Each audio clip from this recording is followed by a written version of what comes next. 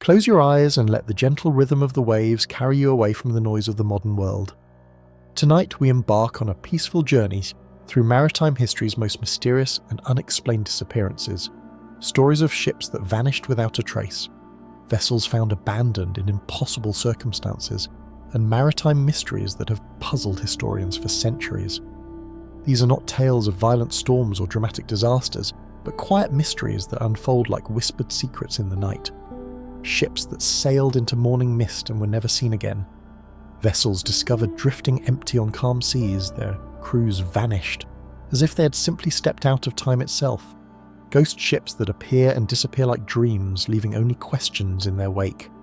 As the gentle sounds of the ocean wash over you, let these stories transport you to a world where the sea keeps its secrets close, where the line between reality and legend blurs like the horizon at twilight. Each tale we share tonight is a lullaby from the deep, a maritime mystery wrapped in the soft embrace of ocean fog and starlight. So settle back, let your breathing match the rhythm of the waves, and allow these gentle mysteries of the sea to guide you toward peaceful rest. In the quiet spaces between the stories, you'll hear only the eternal song of the ocean, a sound that has lulled sailors to sleep for thousands of years, and tonight will do the same for you. On a crisp December morning in 1872, the brigantine Dei Gratia was sailing peacefully through the Atlantic when her crew spotted another vessel on the horizon. The ship appeared to be sailing normally, her white sails billowing in the gentle breeze, but something about her movement seemed wrong. She was yawing slightly, as if no steady hand guided her wheel. As the Dei Gratia drew closer, Captain David Morehouse recognized the vessel as the Mary Celeste, a ship he knew well.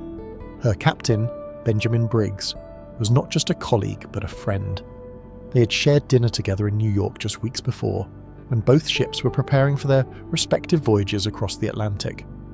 The Mary Celeste was a handsome vessel, 282 tons and 103 feet long, built in Nova Scotia with the sturdy craftsmanship that made Canadian ships prized throughout the maritime world. She had been christened Amazon when first launched in 1861, but after a series of minor mishaps and ownership changes, she had been renamed Mary Celeste, a name that would become synonymous with maritime mystery. Captain Morehouse called out across the water, but received no response from the Mary Celeste. Her sails were set, but poorly trimmed for the wind conditions. Most troubling of all, there was no sign of life aboard, no figures on deck, no response to their hails, no acknowledgement of their presence. First Mate Oliver DeVoe volunteered to lead a boarding party to investigate. As their small boat approached the Mary Celeste, an eerie silence settled over both vessels. The only sounds were the gentle lapping of waves against the hull and the soft whisper of wind through the rigging. Climbing aboard the Mary Celeste, DeVoe and his men found themselves in a maritime puzzle that would captivate the world for generations. The ship was completely deserted, yet everything was in perfect order. There were no signs of violence, no evidence of struggle, no indication of panic or hasty departure. In the captain's cabin, they found Benjamin Briggs' personal belongings neatly arranged. His razor lay on the washstand, his clothes hung in the wardrobe, and his pipe rested on the desk as if he had just stepped out for a moment. The ship's chronometer and sextant were missing, along with the ship's papers and logbook, but these were items that would naturally be taken if the crew had abandoned ship in an orderly fashion. The cargo hold contained 171 barrels of denatured alcohol bound for Genoa. 9 of the barrels were found to be empty, their contents apparently having leaked out, but there was no sign that this had caused any immediate danger. The ship was taking on some water, but not enough to threaten her seaworthiness. Most mysteriously, the ship's only lifeboat was missing, along with some navigation equipment. This suggested that Captain Briggs and his crew, which included his wife Sarah and their 2-year-old daughter Sophia, had deliberately abandoned the Mary Celeste. But why would an experienced captain abandon a seaworthy vessel in the middle of the Atlantic Ocean? The galley told its own quiet story. Pots and pans were neatly stowed, but there were signs that a meal had been interrupted. A half-eaten breakfast sat on the table and tea was still in the kettle. It was as if the crew had simply vanished in the middle of their daily routine. Personal belongings remained undisturbed throughout the ship. Sarah Briggs' sewing basket sat open in the cabin, with a half-finished piece of needlework still on the needle. Children's toys were scattered about, and Sophia's clothes hung in miniature in the cabin wardrobe. These intimate details made the mystery all the more poignant. Here was evidence of a family's life, suddenly interrupted and never resumed. The ship's cargo was valuable, worth over $35,000. A fortune in 1872, yet nothing had been stolen. If pirates had been responsible, they would surely have taken the alcohol or other valuable items. The absence of any theft made the mystery even more perplexing.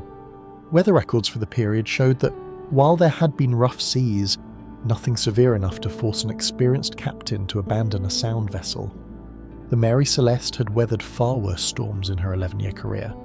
Captain Briggs himself was known as a cautious and competent mariner, not given to panic or rash decisions. The day Gradier brought the Mary Celeste to Gibraltar, where a formal inquiry was held. The British authorities, suspicious of the convenient discovery and the potential for insurance fraud, subjected both crews to intense questioning. Some officials theorized that the crew of the Dei Gratia had murdered those aboard the Mary Celeste to claim salvage rights. However, no evidence of foul play was ever found. The inquiry ultimately concluded that the Mary Celeste had been abandoned for reasons unknown, and awarded the Dei Gratia a modest salvage payment, far less than would have justified murder for profit. Over the years, numerous theories have been proposed to explain the mystery. Some suggested that alcohol fumes from the leaking barrels had created an explosion risk, causing Captain Briggs to order a temporary evacuation. Perhaps they had planned to trail behind the ship in the lifeboat until the danger passed, only to be separated by changing winds or currents. Others theorized that a seaquake or waterspout had created conditions that made the crew fear for their safety. The ship's pump had been disassembled, suggesting that the crew had been dealing with water in the hold. Perhaps they had mistakenly believed the ship was sinking and abandoned her prematurely. More exotic theories have included mutiny, piracy, attack by sea monsters, and even alien abduction. Sir Arthur Conan Doyle, creator of Sherlock Holmes, wrote a fictional account that popularized the mystery, but also introduced inaccurate details that persist in popular retellings to this day. The truth is that we may never know what happened to the 10 souls aboard the Mary Celeste. Captain Briggs, his wife Sarah, little Sophia, and the 7 crew members vanished as completely as if they had never existed. No bodies were ever found. No wreckage from the lifeboat ever washed ashore. No final message ever came to light. The Mary Celeste herself continued sailing under new owners, but her reputation as a cursed ship made her difficult to sell. She changed hands multiple times before finally being deliberately wrecked off Haiti in 1885 as part of an insurance fraud scheme. Even in her final moments, the ship was surrounded by mystery and misfortune. Today, the Mary Celeste remains the most famous ghost ship in maritime history. Her story has inspired countless books, films, and theories, but none have definitively solved the puzzle of what happened on that December day in 1872. She represents the ultimate maritime mystery, a question mark floating on the vast ocean of human knowledge. As you drift towards sleep tonight, imagine the Mary Celeste sailing peacefully through calm seas, her white sails catching the moonlight, her deck empty but somehow still alive with the echoes of the family and crew who once called her home. In the gentle rhythm of waves against her hull, you might hear the whispered secrets of the sea, carrying the mystery of the Mary Celeste into your dreams. In the soft morning light of January 31, 1921, the 5-masted schooner Carroll A. Deering appeared like a vision from another era as she drifted toward the treacherous Diamond Shoals off Cape Hatteras, North Carolina. Her white sails were set but hung slack in the gentle breeze, and there was something ethereal about the way she moved through the water, graceful yet purposeless, like a dancer who had forgotten the steps to her routine. The Carroll A. Deering was a magnificent vessel, one of the last great commercial sailing ships of her era. Built in Bath, Maine in 1919, she stretched 255 feet from bow to stern and could carry nearly 3,500 tons of cargo. Her 5 towering masts made her an impressive sight on any horizon, a reminder of the golden age of sail when such ships were the highways of international commerce. Captain Willis B. Wormel commanded the Deering on what would prove to be her final voyage. The 66-year-old mariner was nearing retirement after a lifetime at sea, and this journey from Norfolk, Virginia to Rio de Janeiro and back was intended to be routine, a final chapter in a distinguished career that had spanned 4 decades. The outbound voyage to Brazil proceeded without incident. The Deering delivered her cargo of coal and took on a return load before beginning the journey home.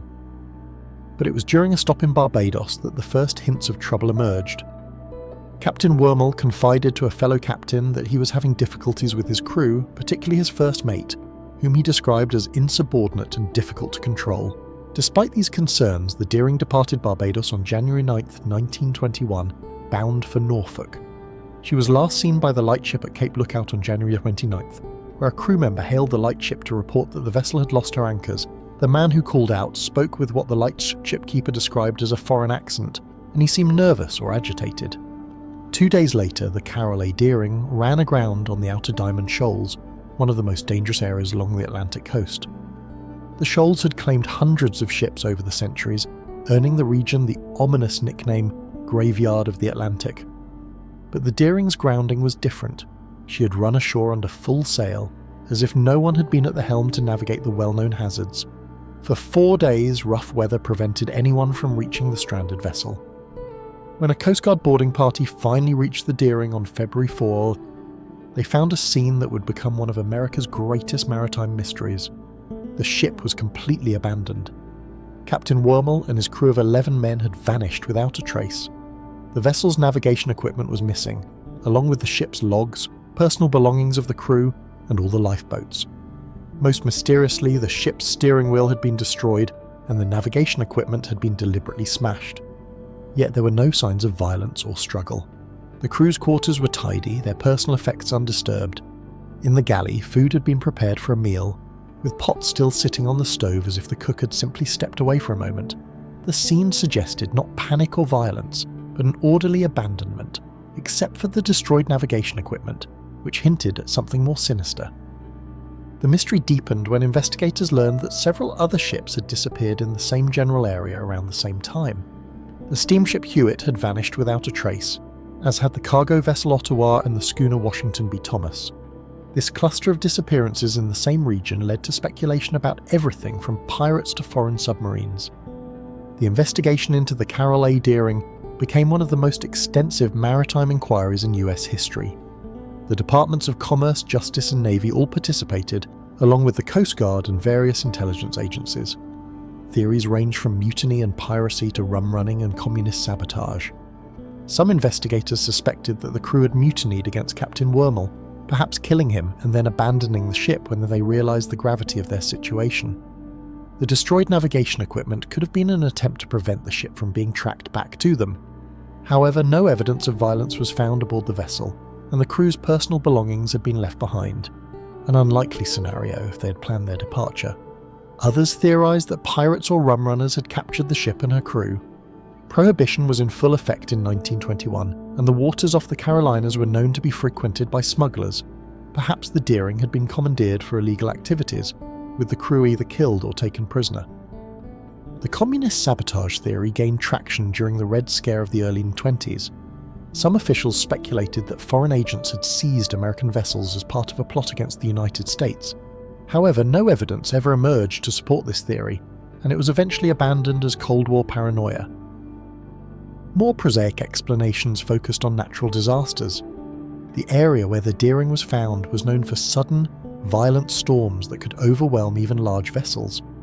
Perhaps the crew had taken to the lifeboats during a storm, only to be lost at sea when their small boats were swamped by heavy waves. The investigation also revealed disturbing details about the ship's final voyage. Several crew members had been replaced at the last minute, and there were reports of tension and discord among the men. The first mate, Charles B. McClellan, had a reputation for being difficult and had clashed with Captain Wormel on previous voyages. Despite months of investigation and numerous theories, no definitive explanation was ever found for the disappearance of the Caroline Deering's crew. The case officially remains unsolved, one of the most baffling maritime mysteries in American history. The ship herself met an inglorious end. After salvage attempts failed to refloat her, the Caroline Deering was dynamited to prevent her from becoming a hazard to navigation. The explosion scattered pieces of the once proud schooner across the shoals, but it could not destroy the mystery that surrounded her final voyage. In the years that followed, the Caroline Deering became a symbol of the sea's ability to keep its secrets. Her story has inspired countless books, articles, and documentaries, each attempting to solve the puzzle of what happened to Captain Wormel and his crew. Some focus on the practical explanations: storms, mutiny, piracy. Others explore more exotic theories involving everything from sea monsters to time warps. The truth may be simpler than any of these theories suggest. The sea is a dangerous place, and ships and crews have been lost throughout history for reasons that are never fully understood. Sometimes the ocean simply claims its victims and offers no explanation, leaving only questions and the gentle sound of waves washing over empty decks.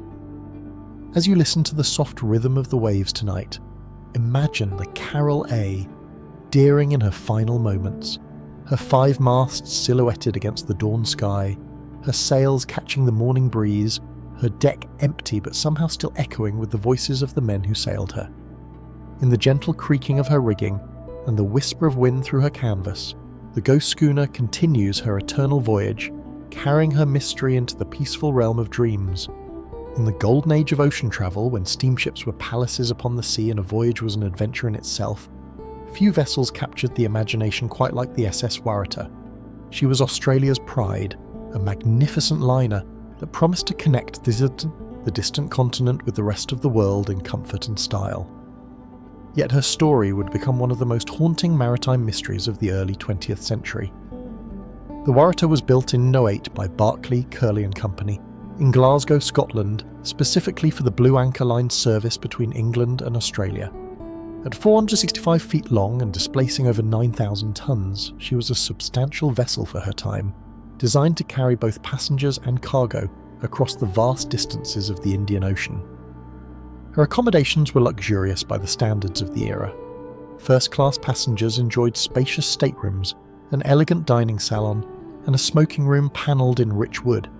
The ship boasted electric lighting throughout, a rarity in 1908, and her public rooms were decorated with the finest furnishings that British craftsmanship could provide.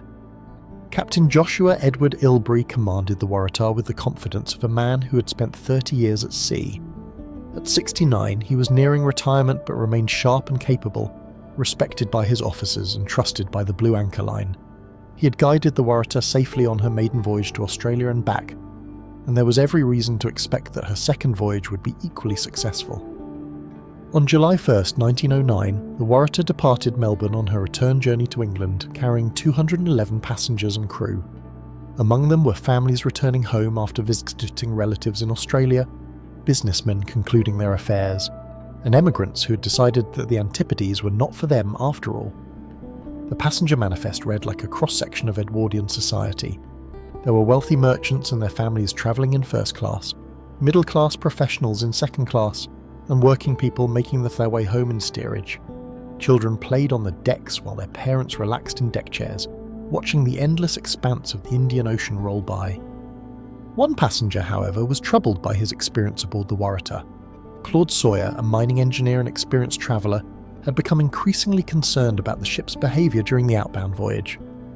He felt that she rolled excessively in moderate seas and seemed unstable in ways that made him uncomfortable. Sawyer's concerns were not merely technical. He later reported having disturbing dreams during the voyage, visions of a man with a sword standing between him and safety, and images of the ship in distress. These premonitions troubled him so deeply that when the Waratah reached Durban, South Africa, on July 25th, he made the decision to disembark and continue his journey on another vessel.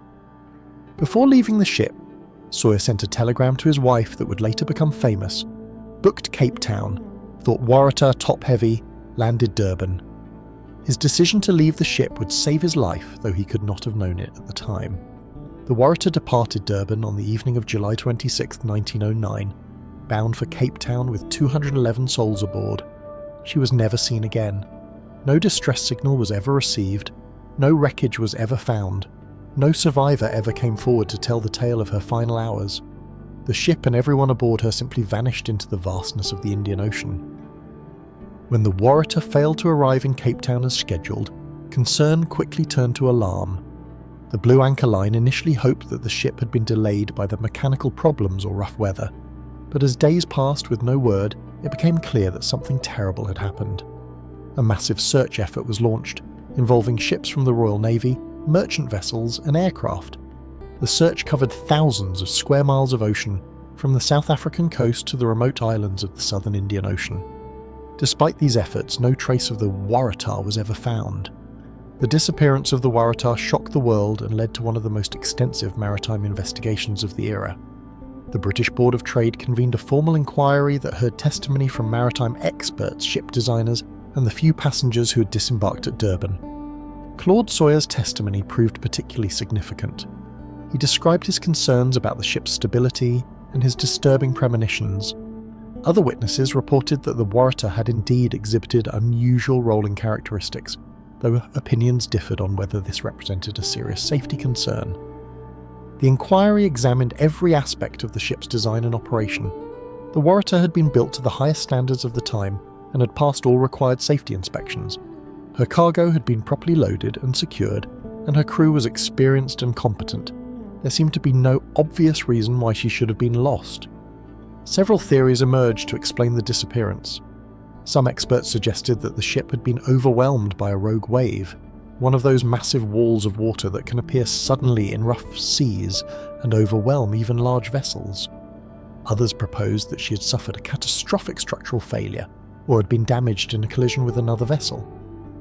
The most persistent theory focused on the ship's stability. Some naval architects argued that the Waratah's design made her prone to capsizing in certain sea conditions.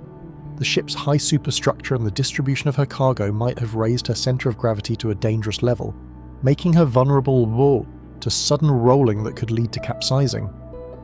This theory gained credibility when investigators learned that several ships had reported seeing unusual lights or flares in the area where the Waratah was believed to have been lost. The steamship Harlow reported seeing what appeared to be a ship on fire in the distance, followed by two bright flashes that could have been explosions. However, these sightings were never confirmed, and their connection to the Waratah remained speculative. The mystery of the Waratah has never been solved, despite numerous attempts to locate the wreck. In recent decades, advanced sonar equipment and underwater search vehicles have been used to scan the ocean floor off the South African coast, but the ship remains hidden beneath the waves. Some researchers believe that the Waratah may have sunk in very deep water, beyond the reach of current search technology. The Indian Ocean off South Africa includes some of the deepest parts of any ocean, with underwater canyons and abyssal plains that could easily hide a shipwreck. Others suggest that the ship may have drifted far from her intended course before sinking, making the search area impossibly large. Ocean currents in the region are complex and variable, and a disabled ship could have been carried hundreds of miles from where she was expected to be. The human cost of the Waratah's disappearance was enormous. The 211 people aboard represented entire families, promising careers cut short and dreams that would never be fulfilled. For their relatives and friends, the lack of any definitive explanation made the tragedy even more difficult to bear. The Waratah's story has become part of maritime folklore, often compared to the Titanic disaster that would occur just 3 years later.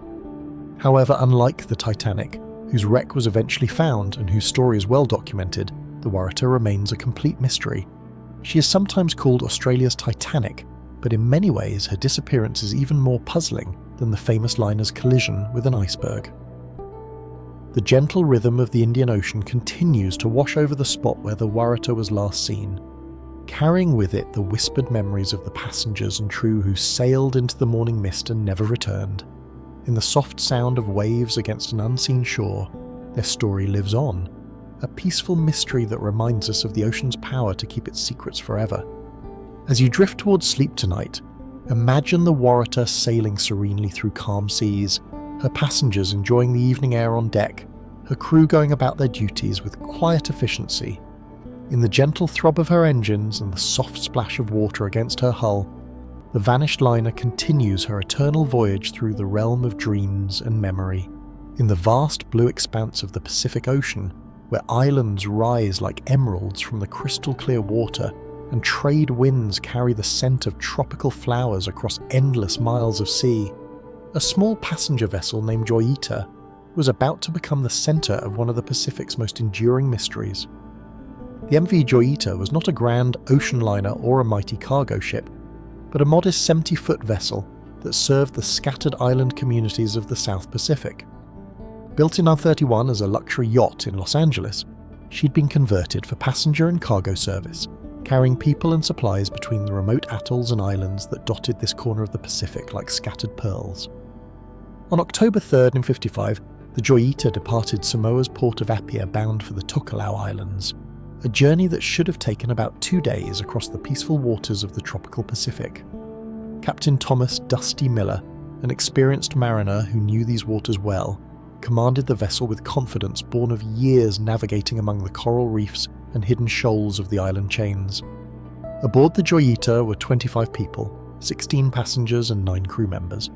The passengers included government officials, traders and local residents travelling between the islands on the business or to visit family. Among them was a district officer returning to his post, a doctor making his rounds to provide medical care to remote communities, and several families with children excited about their island adventure. The Joyita was well equipped for her role as a lifeline between the scattered communities. Her cargo holds carried mail, medical supplies, food, and other necessities that kept the isolated islands connected to the outside world. She was not fast or luxurious, but she was reliable, a floating bridge between the lonely atolls and the larger world beyond the horizon. As the Joyita steamed away from Samoa into the vast Pacific, her passengers settled into the gentle rhythm of island travel. The weather was fair, with light winds and calm seas that made for comfortable sailing. Children played on deck while adults relaxed in the shade, watching the endless blue water roll by under the tropical sun. But the Joyita never reached her destination. When she failed to arrive in Tokelau as scheduled, search aircraft were dispatched to look for the missing vessel. For 5 weeks, planes and ships scoured thousands of square miles of ocean, but found no trace of the Joyita or the 25 people aboard her. Then on November 10th, 1955, a merchant vessel spotted something unusual floating in the water near Fiji, more than 100 miles from the Joyita's intended route. It was the Joyita herself, but she was partially submerged and completely abandoned. All 25 people who had been aboard when she left Samoa had vanished without a trace. The discovery of the empty Joyita raised more questions than it answered. The vessel was listing heavily to port, but was in no immediate danger of sinking. Her hull, built of highly buoyant mahogany, provided excellent flotation even when flooded. The ship's engine had failed, but this alone would not have forced the crew and passengers to abandon the vessel. Most puzzling of all was the condition of the ship's cargo and equipment. About 4 tons of cargo were missing, but personal belongings and valuables had been left behind. The ship's logbook and papers were gone, along with some navigation equipment, but other valuable items remained untouched. It was as if the people aboard had carefully selected what to take and what to leave, suggesting an orderly evacuation rather than a panic-driven abandonment. The investigation into the Joyita mystery revealed several troubling details. The ship's radio had been tuned to a frequency that was not monitored during nighttime hours, when the emergency likely occurred. This meant that any distress calls would have gone unheard. The ship's emergency equipment was missing, including life rafts and flotation devices, indicating that the passengers and crew had time to gather survival gear before leaving the vessel. Theories about what happened to the 25 people aboard the Joyita ranged from the practical to the exotic. Some investigators suggested that the ship had suffered engine failure and begun taking on water, leading Captain Miller to order an evacuation. The passengers and crew might have taken to life rafts, only to be lost at sea when the small boats were overwhelmed by waves or scattered by currents. Others proposed more sinister explanations. The Pacific in 1955 was still a region where piracy occasionally occurred, and some theorized that the Joyita had been attacked by pirates who had taken the passengers and crew prisoner. However, the lack of violence aboard the ship and the careful selection of missing items argued against a pirate attack. The mystery deepened when investigators learned that several other vessels had reported unusual radio transmissions in the area around the time of the Joyita's disappearance. These transmissions were brief and unclear, but some contained what sounded like distress signals or calls for help. However, none could be definitively linked to the missing vessel. Weather records for the period showed that the conditions had been generally favourable, with no major storms or unusual sea states that would have threatened a vessel of the Joyita's size. This made the mystery even more perplexing. Why would experienced islanders abandon a floating ship for the uncertain safety of life rafts on the open ocean? One of the most intriguing aspects of the case was the ship's location when found. The Joyita had drifted more than 100 miles from her intended route, suggesting that she had been adrift for weeks before being discovered. Ocean currents in the region could account for some of this drift, but the distance and direction raised questions about where the ship had actually been when her passengers and crew disappeared. The investigation also revealed that the Joyita had a history of mechanical problems and had been overloaded on her final voyage. The ship was carrying more passengers and cargo than her official capacity allowed, a common practice in the island trade but one that could have affected her stability and safety. Some experts suggested that the overloading might have contributed to whatever emergency led to the evacuation. Despite extensive investigations by authorities from New Zealand, Fiji, and other Pacific nations, no trace of the 25 missing people was ever found. No bodies washed ashore on any of the hundreds of islands in the region, no wreckage from life rafts was ever discovered, and no survivors ever came forward to tell the tale of what happened aboard the Joyita. The case officially remains unsolved, one of the Pacific's greatest maritime mysteries. The Joyita herself was eventually salvaged and returned to service under a new name, but she never escaped the shadow of her mysterious voyage. She changed hands several times before finally being scrapped, taking with her any secrets she might have held about the fate of her passengers and crew. In the years since the Joyita mystery, numerous theories have been proposed to explain what happens to the 25 people who vanished from the Pacific. Some focus on natural disasters, sudden storms, rogue waves, or equipment failures that led to tragedy at sea. Others explore human factors, piracy, mutiny, or conflicts among the passengers and crew. More exotic theories have suggested everything from alien abduction to time warps, but these lack any credible evidence. The truth is likely much simpler and more tragic, a combination of mechanical failure, human error, and the unforgiving nature of the sea that led to the loss of 25 lives in the vast Pacific. The gentle trade winds that blow across the Pacific still carry whispers of the Joyita mystery, a reminder that even in the modern age, the sea can claim ships and souls without explanation. In the soft sound of waves lapping against coral shores and the distant cry of seabirds over empty water, the story of the vanished passengers and crew lives on. As you listen to the peaceful rhythm of the Pacific tonight, imagine the Joyita on her final voyage. Her passengers enjoying the tropical breeze, her crew going about their duties with quiet competence, all of them unaware that they were sailing toward one of the sea's most enduring mysteries. In the gentle motion of the waves and the whisper of wind through rigging, their memory sails on through the peaceful realm of dreams. In the sun-drenched waters of the Mediterranean, where ancient civilizations once sailed in search of new worlds and modern cruise ships carry tourists to historic ports, a cargo vessel named Salem was about to become part of maritime folklore in the most unusual way possible. The MV Salem was a modest freighter, built in the 1960s for the practical business of carrying cargo between Mediterranean ports. She was not elegant or fast, but she was reliable, the kind of workmanlike vessel that forms the backbone of international commerce, moving goods quietly and efficiently while larger, more glamorous ships capture the headlines. On January 8, 1980, the Salem departed Piraeus, Greece, bound for the port of Tartus in Syria with a cargo of manufactured goods. Captain Youssef Khoury, a veteran mariner with decades of experience in Mediterranean waters, commanded the vessel with a crew of 29 men. It was intended to be a routine voyage across familiar waters, the kind of trip the Salem had made dozens of times before. The Mediterranean in winter can be challenging, with sudden storms and rough seas that test even experienced sailors. But the weather forecast for the Salem's route was favourable, and Captain Khoury had no reason to expect anything other than a normal passage to Syria. As the Salem steamed eastward across the Mediterranean, her crew went about their duties with the quiet efficiency of men who knew their jobs well. The ship's radio operator maintained regular contact with shore stations, reporting the vessel's position and progress according to standard maritime procedures. Everything appeared normal as the freighter made her way toward the Syrian coast. But on January 10, 1980, something extraordinary happened. The Salem's radio signal suddenly stopped. Not gradually, as might happen if the ship were experiencing equipment problems, but abruptly and completely, as if the vessel had simply vanished from the airwaves. Maritime authorities initially assumed that the Salem was experiencing radio difficulties, a common enough occurrence that rarely indicated serious problems.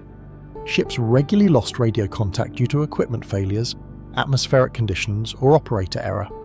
Search and rescue teams were not immediately dispatched, as the ship was still within her expected arrival window. However, when the Salem failed to arrive in Tartus as scheduled, concern began to mount.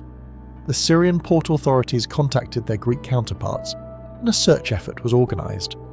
Aircraft and ships began scouring the eastern Mediterranean, looking for any sign of the missing freighter. What the searchers found defied all logical explanation. On January 12, 1980, a search aircraft spotted the Salem sailing peacefully in international waters, approximately 120 nautical miles northwest of Cyprus. The ship appeared to be in good condition, maintaining course and speed as if nothing unusual had happened. But when radio contact was attempted, there was no response from the Salem. The ship continued sailing in a straight line, her engines running normally, her navigation lights functioning properly, but with no acknowledgement of the repeated radio calls from search aircraft and nearby vessels. A Greek naval vessel was dispatched to intercept the Salem and investigate the situation. As the warship approached the freighter, observers could see that the Salem's deck appeared to be empty. No crew members were visible, no one responded to visual signals, and the ship continued on her course with mechanical precision. When a boarding party finally reached the Salem, they found a scene that would puzzle maritime investigators for years to come. The ship was completely deserted, but unlike other famous ghost ships, there were no signs of struggle, panic, or hasty departure. The vessel was in perfect order, as if the crew had simply vanished into thin air. The ship's engines were running normally, her navigation equipment was functioning properly, and her cargo was secure and undisturbed. In the galley, meals were found half prepared, with pots still warm on the stove. Personal belongings were neatly arranged in crew quarters, and the ship's safe was found open but with its contents apparently undisturbed. Most mysteriously, the ship's logbook contained entries up until the morning of January 10th, the day radio contact was lost. The final entry, written in Captain Curie's familiar handwriting, noted routine weather observations and the ship's position. There was no indication of any problems or concerns, no mention of unusual circumstances or emergency situations. The investigation into the Salem mystery involved maritime authorities from Greece, Syria, Cyprus, and other Mediterranean nations. Every aspect of the ship's condition was examined, from her mechanical systems to her cargo manifest. Investigators found no evidence of piracy, mutiny, or any other criminal activity. The ship's life rafts and emergency equipment were all accounted for, suggesting that the crew had not abandoned ship in the conventional sense. There were no signs of violence or struggle, no evidence of fire or explosion, and no indication that the vessel had experienced any kind of emergency that would have forced the crew to leave. Weather records for the period showed that conditions had been generally favourable, with no storms or unusual sea states that might have threatened the vessel. The Salem had been sailing in one of the world's busiest shipping lanes, where help would have been readily available if the crew had encountered difficulties. Perhaps most puzzling of all was the question of how the ship had continued sailing for 2 days without anyone at the helm. Modern cargo ships are equipped with autopilot systems, but these require periodic adjustment and monitoring. The Salem had maintained course and speed with remarkable precision, suggesting that someone or something had been controlling her navigation. Theories about what happened to the Salem's crew ranged from the practical to the paranormal. Some investigators suggested that the crew might have been taken off the ship by another vessel, perhaps as part of a smuggling operation or political intrigue. However, no evidence was ever found to support this theory, and no demands or communications were ever received from potential kidnappers. Others proposed that the crew might have fallen victim to some kind of toxic gas leak or other environmental hazard that had rendered them unconscious or killed them, with their bodies subsequently removed by unknown parties, but medical examinations of the ship found no traces of toxic substances or other hazardous materials. More exotic theories suggested everything from alien abduction to supernatural intervention. The Mediterranean has a long history of mysterious disappearances and unexplained phenomena, and some researchers pointed to the Salem case as evidence of forces beyond human understanding. The official investigation concluded without determining what had happened to Captain Corey and his 29 crew members. The Salem was taken to port, where she was thoroughly examined by experts from multiple countries.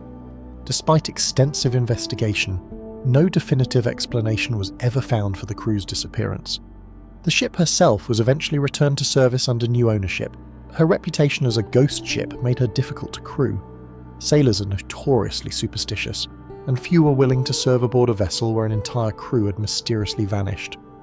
The Salem changed hands several times before finally being scrapped in the 1990s. The mystery of the MV Salem remains one of the most puzzling maritime disappearances of the modern era.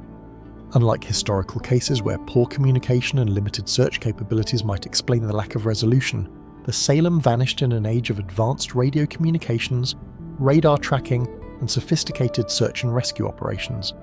The case highlights the enduring power of the sea to confound human understanding, even in an era when we believe we have mastered maritime technology. The Mediterranean, despite being one of the world's most travelled and monitored bodies of water, proved that it could still keep secrets as profound as any ocean. In the gentle evening light that bathes the Mediterranean, fishing boats still pass over the waters where the Salem sailed her mysterious final voyage. The warm breeze carries whispers of the 30 men who vanished without explanation. Their fate as unknown today as it was on that January morning when their ship sailed away from time itself. As you drift toward peaceful sleep tonight, imagine the Salem sailing serenely through calm Mediterranean waters, her engines humming quietly, her wake trailing silver in the moonlight, carrying her eternal mystery through the tranquil realm of dreams. In the autumn of 1980, as the North Atlantic began its transition from the warmth of summer to the storms of winter, a cargo ship named SS Poet was making what should have been a routine voyage across the ocean. She was bound from Philadelphia to Port Said, Egypt, carrying a cargo of corn that would help feed distant populations. Instead, she became part of one of the most baffling maritime mysteries of the modern era. The SS Poet was a substantial vessel, built in 1944 during the urgent shipbuilding programs of World War II. At 5'2" feet long and displacing over 10,000 tons, she was typical of the Liberty ships and their successors that had carried the Allied war effort across the world's oceans. By 1980, she was showing her age, but remained seaworthy and reliable, a veteran of countless Atlantic crossings. Captain George Patachnik commanded the Poet with the confidence of a man who had spent decades at sea. His crew of 34 men was experienced in the demanding work of operating a cargo ship on the North Atlantic run, where weather could change rapidly and the sea demanded constant respect. They were professionals who understood their vessel and trusted in their collective ability to handle whatever challenges the ocean might present. On October 24, 1980, the SS Poet departed Philadelphia's port with her holds full of corn destined for Egypt. The cargo was valuable and needed. Grain shipments were a vital part of international trade, helping to feed populations in regions where local agriculture could not meet demand. The Poet's mission was both routine and important, the kind of unglamorous but essential work that keeps the global economy functioning. The weather forecast for the Atlantic crossing was generally favourable, though the crew knew that conditions could change rapidly in the North Atlantic during autumn. The Poet was well equipped for the voyage, with modern navigation and communication equipment that would keep her in contact with shore stations throughout the journey. For the first week of the voyage, everything proceeded normally. The Poet maintained regular radio contact with maritime authorities, reporting her position and progress as she steamed eastward across the Atlantic. Her radio operator sent routine messages according to the standard procedures, and there was no indication of any problems or concerns aboard the vessel. But on October 25, 1980, just one day after departing Philadelphia, the SS Poet's radio signals suddenly stopped. The ship had been in regular communication with shore stations, but her transmissions abruptly ceased without any distress signal or indication of trouble. It was as if the vessel had simply vanished from the airwaves. Initially, maritime authorities assumed that the Poet was experiencing radio equipment problems, a common enough occurrence that rarely indicated serious danger. Ships regularly lost radio contact due to technical failures, atmospheric interference, or operator error. The Coast Guard monitored the situation but did not immediately launch search operations. However, as days passed without any word from the Poet, concern began to mount. The ship had been expected to maintain regular communication throughout her voyage, and her prolonged silence was highly unusual for a vessel of her type and route. When she failed to arrive at intermediate checkpoints along her planned course, a search effort was organised. The search for the SS Poet became one of the most extensive maritime rescue operations of the era. Coast Guard aircraft and ships scoured thousands of square miles of North Atlantic waters looking for any sign of the missing vessel. Commercial ships in the area were asked to keep watch for debris, life rafts, or any other indication of what might have happened to the Poet. Despite the massive search effort, no trace of the SS Poet was ever found. No wreckage washed ashore, no life rafts were discovered, no oil slicks or debris fields were spotted by search aircraft.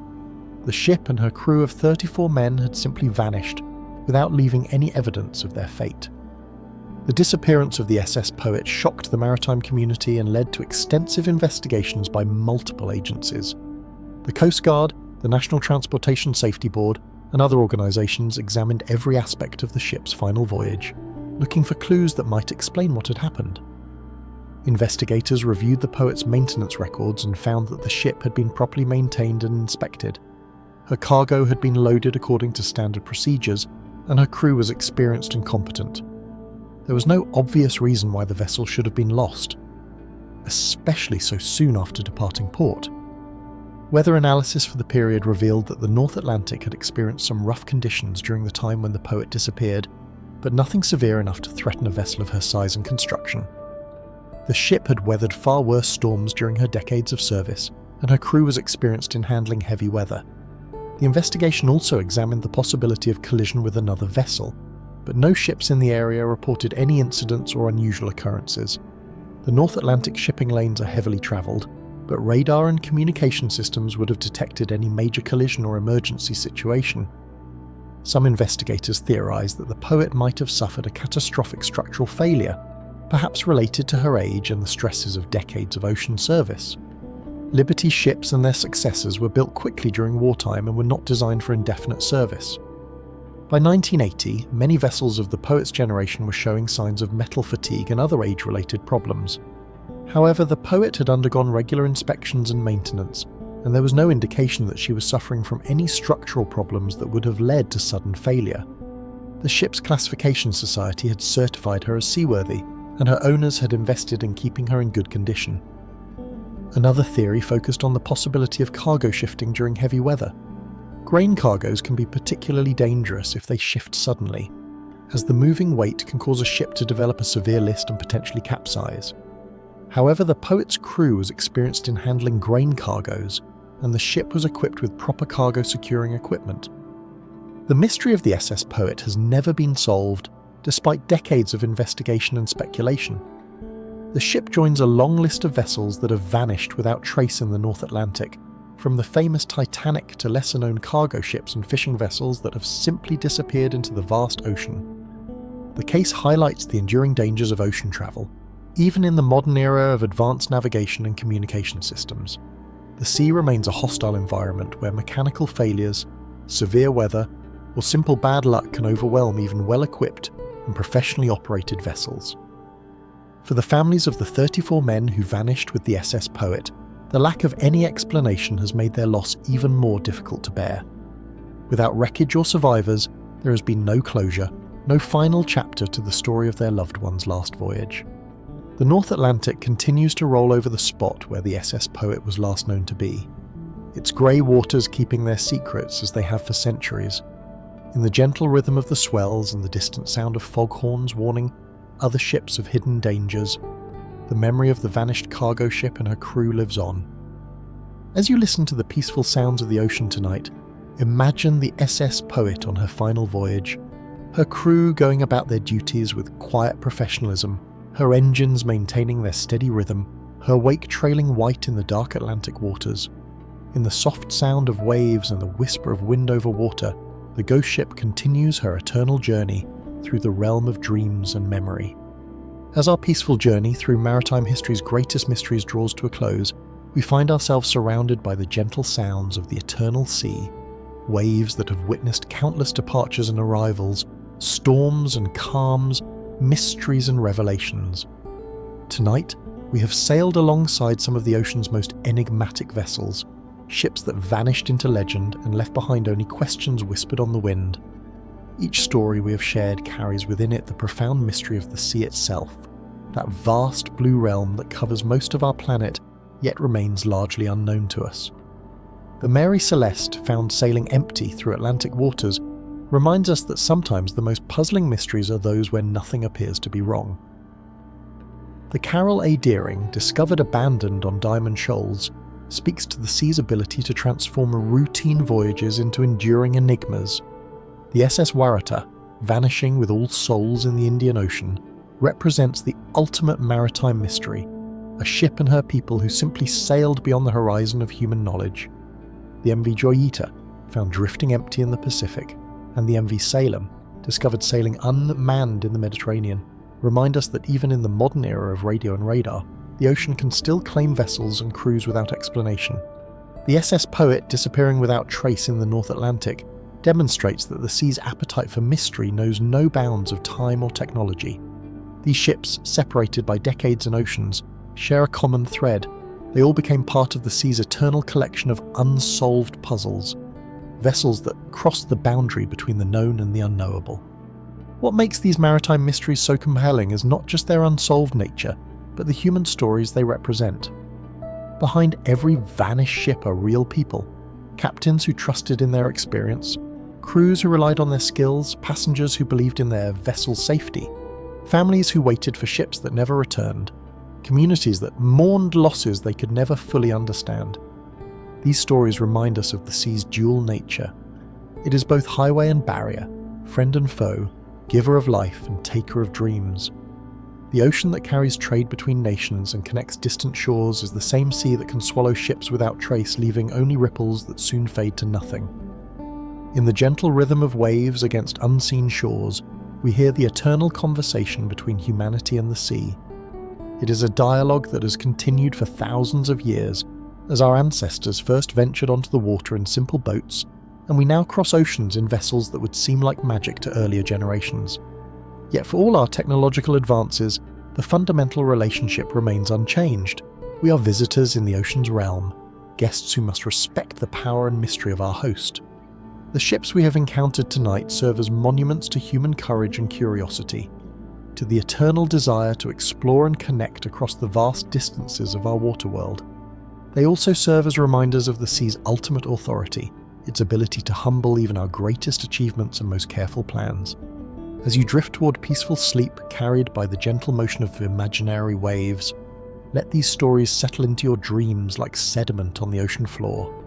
In the quiet spaces between sleeping and waking, you might hear the whispered voices of vanished crews, the creak of rigging on the ghost ships, the soft splash of waves against hulls that sail only in memory. The mysteries we have shared tonight will likely never be solved. The sea guards its secrets well, and the ships that have vanished into its depths have become part of its eternal story. But in their mystery lies their power to inspire and humble us, to remind us that our world still holds wonders and puzzles that resist all attempts at explanation. These peaceful mysteries of the sea offer us something precious in our modern world: the gift of not knowing, the beauty of questions without answers, the comfort of mysteries that remain mysterious. In an age when we often believe that every question can be answered and every puzzle solved, these maritime enigmas remind us that some secrets are meant to be kept, some mysteries are meant to endure. The ocean continues its eternal dance with the moon and stars, its tides rising and falling in rhythms older than human memory. Somewhere in its vast expanse, the ghost ships of our stories continue their endless voyages, sailing through dimensions of time and space that exist only in the realm of dreams and imagination. In the gentle sound of waves washing over distant shores, in the soft whisper of wind through rigging that no longer exists, in the peaceful silence that follows the telling of these tales, the sea speaks to us in its ancient language of mystery and wonder. It tells us that there are still places in our world where the impossible might be possible, where the known gives way to the unknown, where ships can sail beyond the boundaries of ordinary reality into the eternal realm of maritime legend. As the lighthouse beam sweeps across dark waters one final time tonight, guiding an imaginary vessel safely to harbour, we bid farewell to the ghost ships and vanished crews who have shared their stories with us. They sail on through the peaceful darkness, carrying their mysteries into the gentle realm of dreams, where all questions find their answers and all lost ships find their way home. Sleep well, and may your dreams be filled with the peaceful sound of waves against a distant shore, where mystery and wonder dance together in the eternal rhythm of the sea.